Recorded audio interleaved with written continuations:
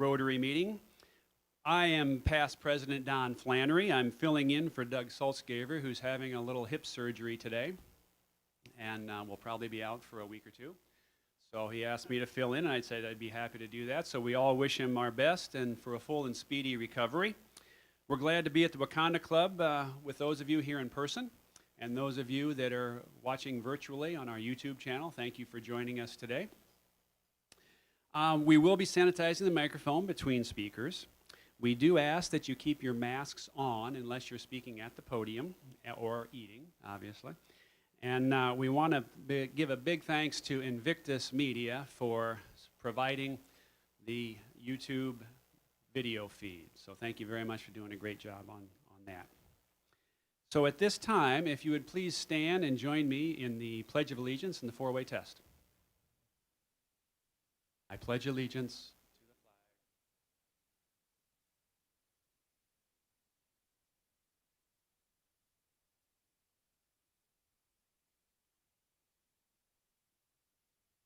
and then the four-way test.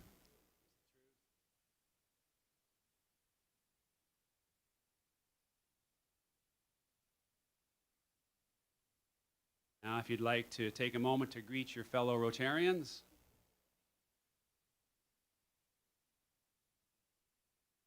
And don't forget to wave at the camera because there's some people out there that might enjoy a wave or a high sign.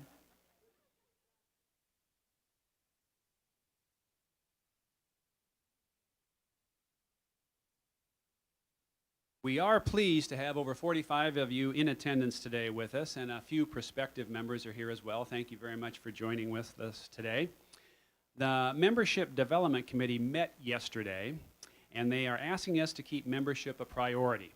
They would like us to use the month of June to concentrate on membership. Every month we should do that, but it will be even more intentional this June.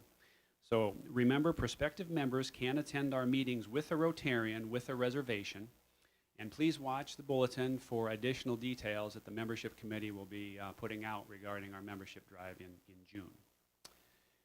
We have a birthday today, Ann Starr, wishing you a very happy birthday. Hope you're enjoying your day, and we wish you all the best for your birthday. Thank you very much, Ann. And shortly, I'm going to invite Erica Axotis up to introduce our speaker. But as a reminder, when it is time to take questions for our speaker, please come to the mic over where Kitty is sitting, and she'll hand you a sanitized mic. Ask your question at that time. State your name for our live stream so our guests at home can know who's asking the question. And please be sure to talk directly into the mic so that everyone can hear you clearly. And we will sanitize the mic between questions. So at this time, Erica, if you can come forward.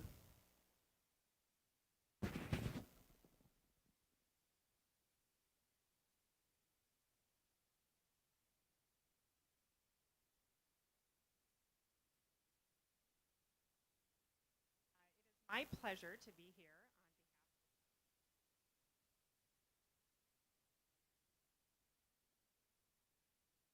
of 2011 as a vice president and medical director. Prior to joining ChildServe, Dr. Wahlig was a medical director in intensive care unit.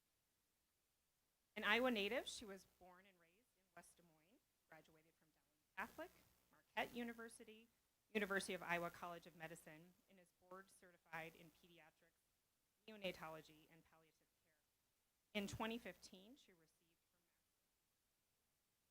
from the Henry B. Tippie College.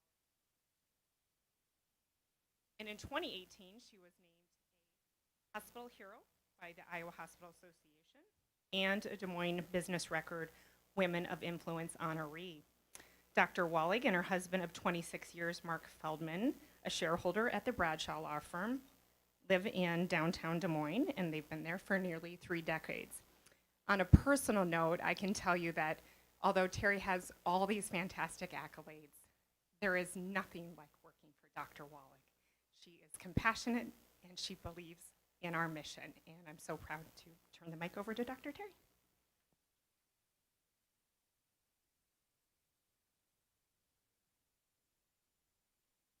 So much. What an honor to be here, and what a wonderful introduction. I'd love to share the ChildServe story with people. Some of you may know ChildServe, but let me introduce you a little bit further.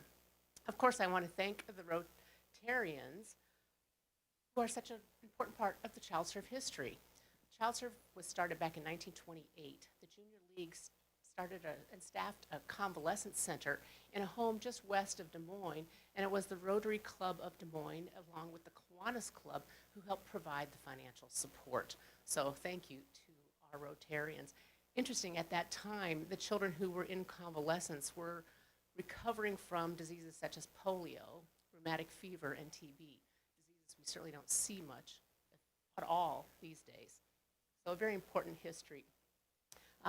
Our team today, Jordan couldn't be with us, but we're so grateful to have Erica here, as well as Colleen Rogers-Messenger from the ChildServe team. Erica already went through my history. I just want to point out one thing.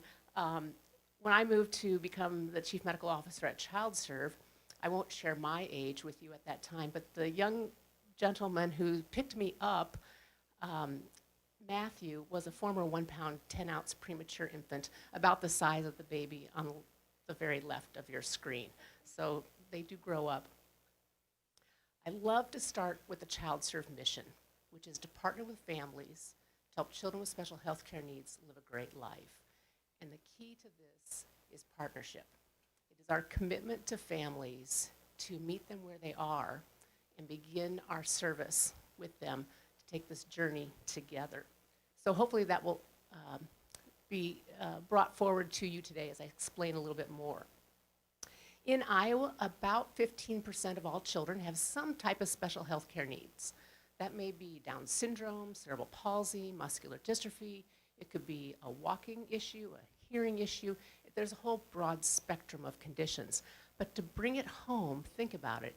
It's 1 out of 6 or 1 out of 7 people in our community who are impacted. So certainly people in your offices, in your businesses, face some of these challenges.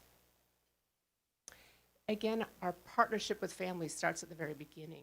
We meet them where they are, and together we uncover the unique abilities and needs of each child so that we can surround them with the services and support. And then we're committed to walking forward together. We know that journey is not an easy pathway. There's a lot of ups and downs, and we don't always get it right, but our commitment is that partnership to move forward together. We have over 30 different services at ChildServe. It's a huge array of services across the continuum of care, all focused on children, anywhere from infancy to age 21. Some of the services allow us to offer services up to age 30. We have 4 major specialty areas. Pediatric rehabilitation. We have a large outpatient physical therapy, occupational therapy, speech therapy department. As well, we have the state's only inpatient pediatric rehabilitation unit for children who've had a brain injury or spinal cord injury and need intensive rehab before they go home. In addition, we have a large behavioral health and autism program. About 28% of children with intellectual and developmental disabilities have co-occurring mental health or behavioral health conditions. That combination is really challenging, so we have a very specialized program to meet their unique needs.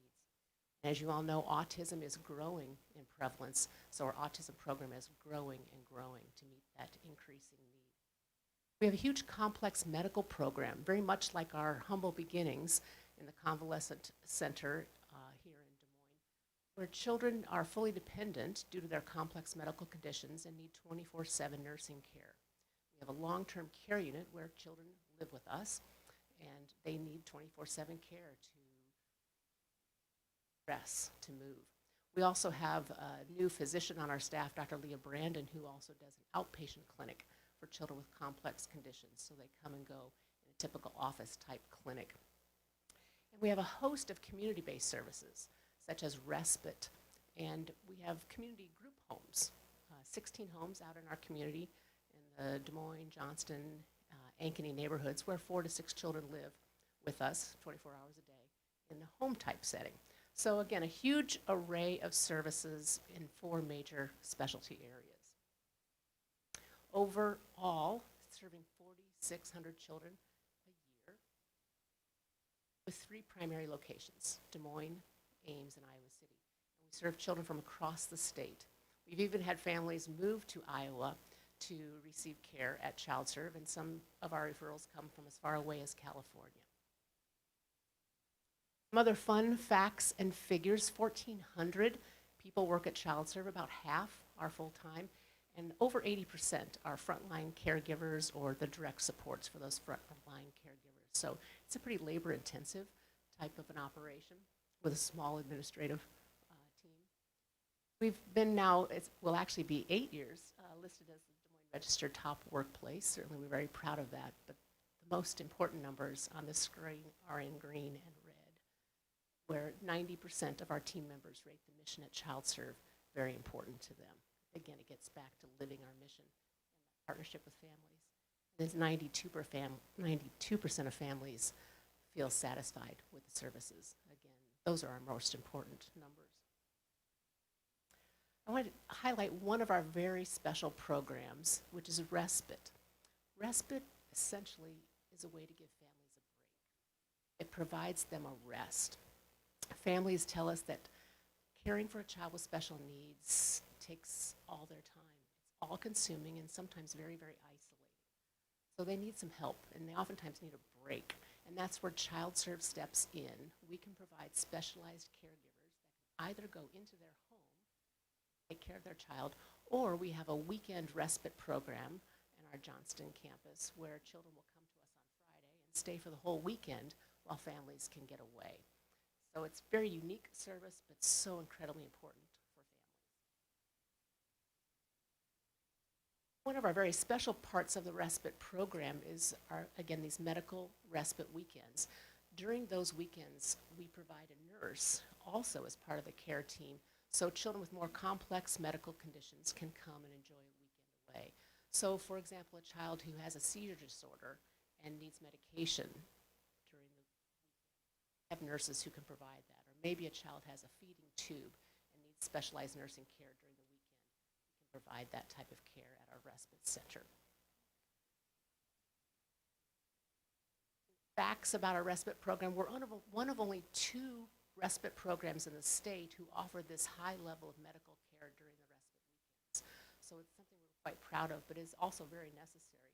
In that weekend program, over 400 children a year are served, and all together in our respite programs, which includes both in-home and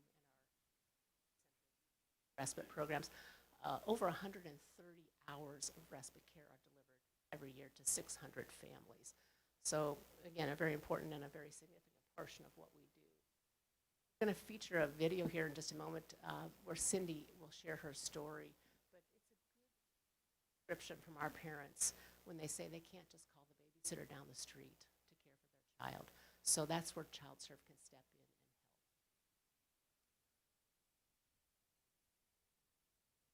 and help. Okay.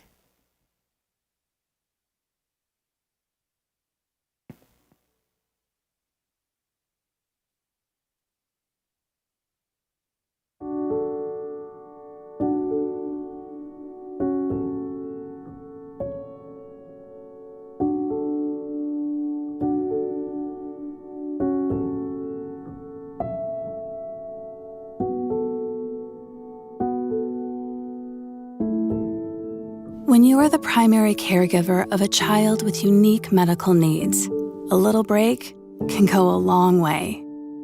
The passionate team at ChildServe's Respite Center is trained to help ensure parents don't become overwhelmed on their caregiving journey.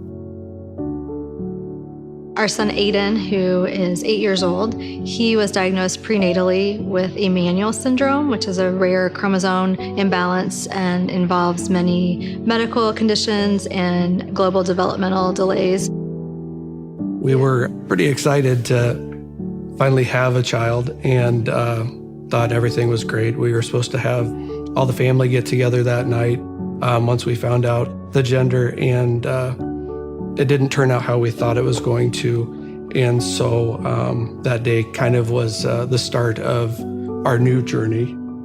We got acquainted with ChildServe before he was born as we tried to identify services and resources he might need. And I think for a challenging start to a journey. Having a number of resources already available to us was so helpful. Respite was actually one of the early services that we used when he was very little. In more recent years, as he's gotten older, we wanted him to have the experience at the respite center to do kind of a sleepover and get a chance to spend time with peers in a setting that he could do that because of the nursing services that they provided. Group respite is kind of like a mini vacation away from home. They come and they're able to hang out with their friends that are of various ages, various diagnoses, and go out in the community with them. And whether it's going bowling or going to a movie or the science center, just being able to engage in those activities with their friends. We have over 30 different services at ChildServe, and invariably, respite is the service families tell us is most critical. We're one of only 2 providers in the state that offer group respite for the entire weekend. So we have nurses there 24 hours a day to provide specialized medical care for children who have an additional needs. Allowing children to come to ChildServe for a safe, loving weekend allows parents to get away and go out to dinner, spend some time with their friends and the other children so they can be a stronger family unit. With a child with medical conditions and a number of issues, you can't just get a babysitter down the street to care for your child. And so that's one reason respite is so very important for us. Being able to have some time to ourselves is key to our relationship because on a normal day-to-day, we don't have much time to interact is what we would normally do since we're caring for him. You know, families who are caring for children with special health care needs tell us it's very isolating. It's all-consuming. So this unique service has been life-changing for families. When we found out about Aiden's diagnosis, one of our close friends sent us a poem saying, Welcome to Welcome to Holland. So you've planned this trip to an exotic place and you end up somewhere that isn't where you planned. You had read books, you had planned a journey for somewhere else, and instead you end up in Holland, but you didn't want to go to Holland. But once we're able to look around and see that Holland is beautiful and Holland has tulips and Holland has windmills, and that is probably where we're at with our journey. It is a very different journey than we planned. It's also wonderful. But it's good. And it's important and amazing to connect with other families on a similar journey through the services that ChildServe provides.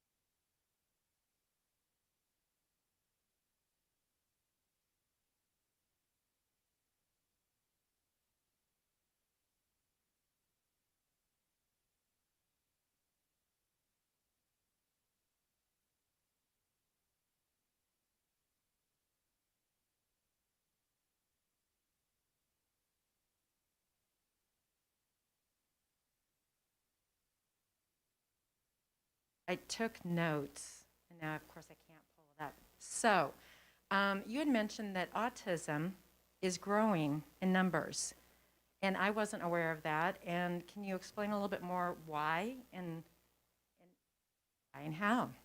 Certainly. You know, early in my pediatric career, I believe it was like 1 in 150 children were diagnosed with autism. It's now 1 in 59.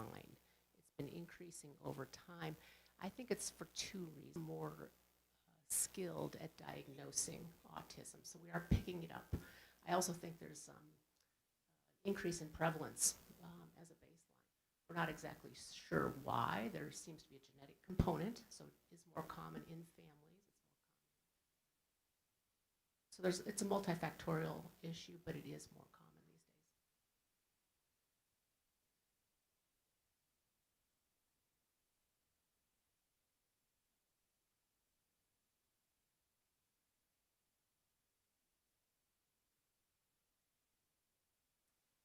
to Woody. Thank you so much. This was a really I'm going to cry right now. For children who are able-bodied and who don't have these debilitating handicaps, the pandemic has been so hard on them, mental health-wise. How has this pandemic and mental health affected ChildServe? It's a good question. Thank you, Sue. You know, of the 30 different services across the board, they all faced challenges. Our primary focus at the very beginning of the pandemic was to offer services in the safest way possible.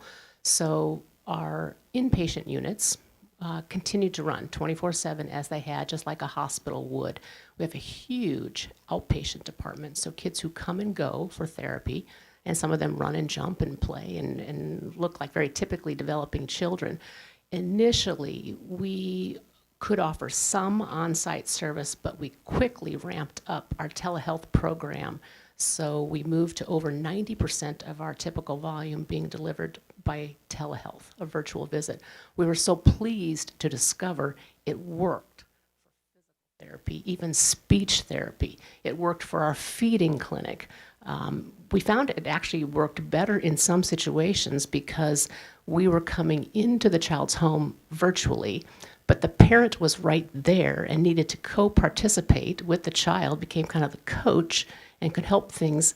Plus, we also got a peek into the home. We could better understand where the steps might be or where the challenges were within the home environment. So we made a little bit faster progress for some children through telehealth.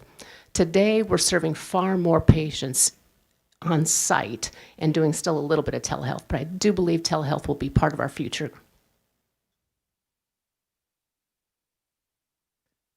I have another question from Sharon.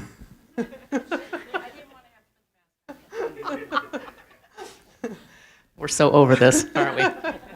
How is ChildServe funded, and did COVID impact your funding?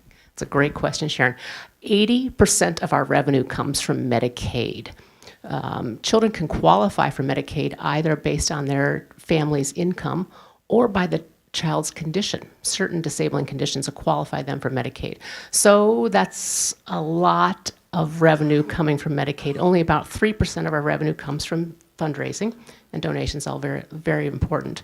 A typical hospital would have a payer mix that would be far more significant for commercial insurance and maybe only 20% Medicaid. So we're in a Medicaid environment, certainly a resource-constrained environment. And in the state of Iowa, as you know, managed care organizations now manage Medicaid. So it's a complex environment, but it's been our history forever, so we've gotten quite gifted at dealing with it. Hi, Brett Middendorf. Really interested in the respite part, and wondered if there's like, can people be trained and volunteer to assist with that sort of thing? It seems really important. I totally get that. Absolutely. We actually train and then hire sometimes family members who may already have a skill or a desire to do that, but we also other people as well. We're always looking for people. Can I take your name down? Okay.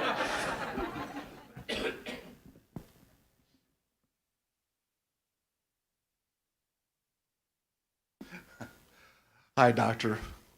Dowling class 75. Way to go. Yeah. 79. I already knew you were younger than me because everyone's younger than I. Say, I would take my grandson, who is on the spectrum, in for speech therapy. And it was always a positive, upbeat place. And yet, with some of the severity of conditions that the other kids have, I often wondered how staff goes home and recharges and comes back the next day so positive and upbeat and back to work. So how do they do that? Can you address that? I wish I could tell you exactly how, but it does happen. There's something special about ChildServe. It is our passion. The people that are there are in it because they love what they do. They every day go above and beyond. And I see it still today where family members aren't able to come in as much to the center, but the therapist will go out to the car and talk to the parent and give them a debrief on the visit. So it's all the little touches. I wish I could understand why, other than it's a mission, it's a calling. I think they're very special people.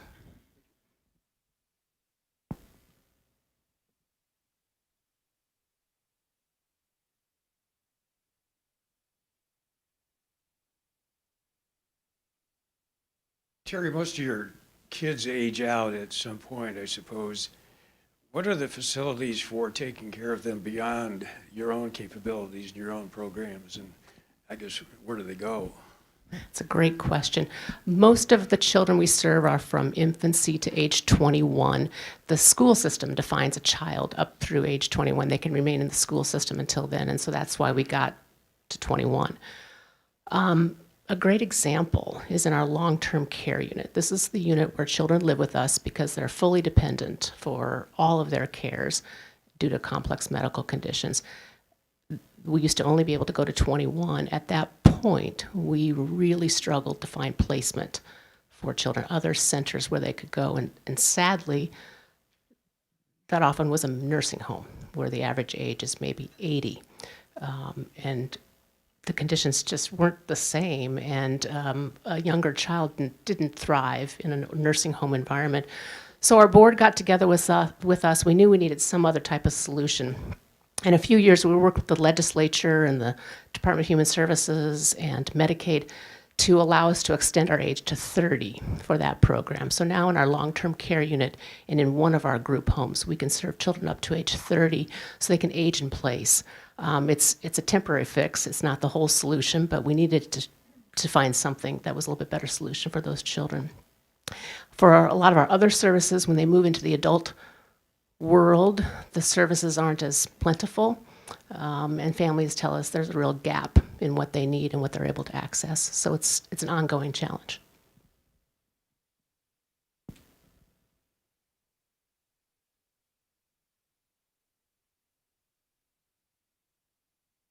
Okay, thank you very much.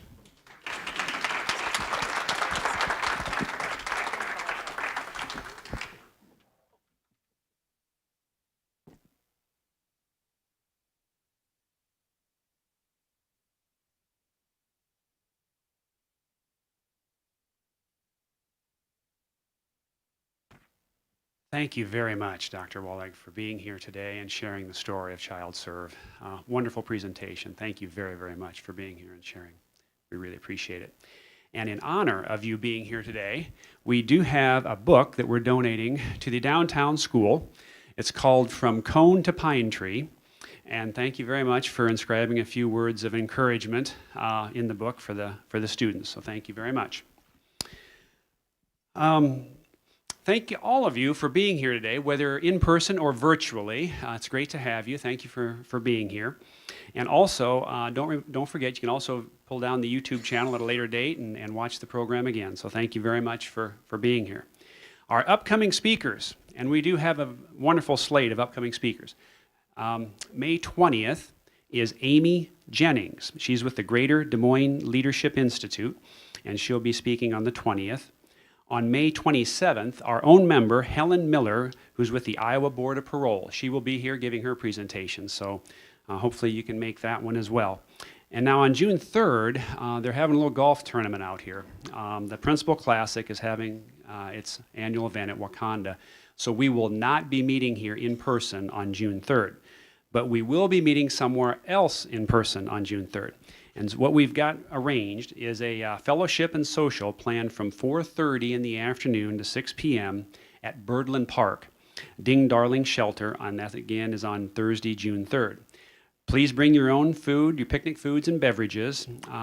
They do allow us to bring in adult beverages, but you have, if you bring in, they do request that you only bring in canned beer. I'm not sure the reason for that, but they want canned beer if you bring alcoholic beverages.